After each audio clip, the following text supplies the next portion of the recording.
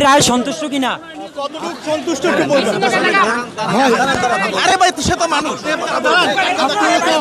সে তো মানুষ, তারে সে তো অসুস্থ মানুষ, তারে আমাকে কথা বলতে দিলে আপনাদের কিছু বলেন, কি জানতে চান?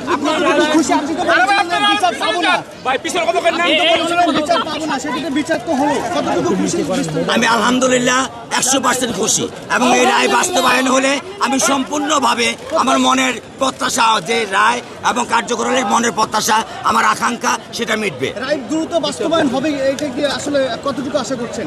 এটা ইনশাল্লাহ 100% আমি আশা করছি, কারণ মাননীয় আল্লাহ তাআলা রাব্বুল আলামিনের রহমত এবং মাননীয় প্রধানমন্ত্রী দেওয়ার সময়, সেই সময়ের ভিতরেই আমরা আমাদের রায়, কাঙ্ক্ষিত রায় পেয়েছি।